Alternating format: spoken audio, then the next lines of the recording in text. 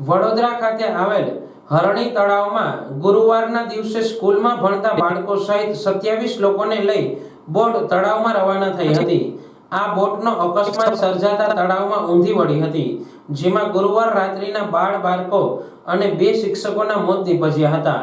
આ ઘટનાને લઈ સમગ્ર રાજ્યમાં શોકનો માહોલ છવાયો છે। આ ઘટનાને લઈ રાજ્યના જુદા જુદા શહેરોમાં તેમજ સોશિયલ મીડિયામાં શ્રદ્ધાંજલિ આપવામાં આવી રહી છે। ત્યારે કેશોદ ખાતે આમ આદમી પાર્ટીના કાર્યકરો દ્વારા કેન્ડલ માર્ચ યોજવામાં આવી હતી। આ કેન્ડલ માર્ચ નીલકંઠ મંદિરે નીકળી અને સરહદ ચોક ખાતે આવેલ સરદાર વલ્લભભાઈ પટેલના સ્ટેચ્યુ સુધી, જ્યાં મૃતાત્માઓને ભાવભરી શ્રદ્ધાંજલિ આપવામાં આવી હતી। આ અકસ્માતમાં શનિવાર સુધીમાં મૃતાત્માનો આંકડો 14ની જગ્યાએ વધીને 17 થવા જઈ રહ્યો છે, જેમાં 18 લોકો વિરુદ્ધ ગુનો દાખલ કરવામાં આવ્યો છે। ત્યારે આપ પાર્ટીના કાર્યકરો દ્વારા બોટ દુર્ઘટનામાં આરોપીઓને કડકમાં કડક સજા થાય અને ભવિષ્યમાં આવી દુર્ઘટના ન બને તેવી તકેદારી રાખવા સરકારને અપીલ કરી છે। કેશોદથી ચંદુભાઈ ઘોડાસરા, આમ આદમી પાર્ટી મહામંત્રી।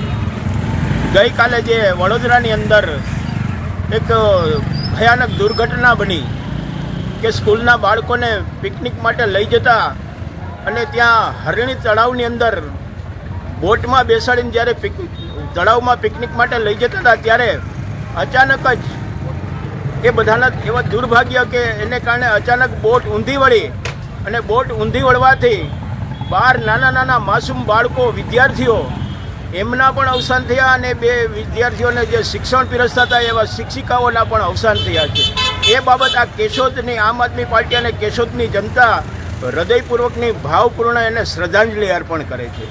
વિશેષ કે આ બાબતે અમારે સરકારને એ વિનંતી કરીએ છીએ કે આવા બનાવો ગુજરાતની અંદર અવારનવાર બની રહ્યા છે, એ આપ સૌ જાણો છો।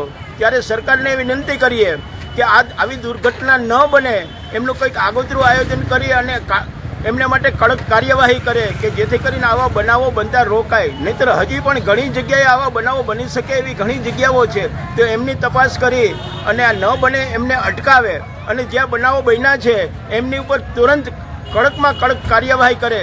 જોકે એક અરજી તો હાઈકોર્ટની અંદર સો મોટો અરજી થઈ છે, પરંતુ સરકારને વિનંતી કરીએ કે આપ પણ વધુમાં વધુ તકેદારી રાખી અને આવા બનાવો ન બને એવી ઝડપથી કાર્યવાહી કરે એવી કેશોદ આમ આદમી પાર્ટીની વિનંતી છે। અસ્તુ।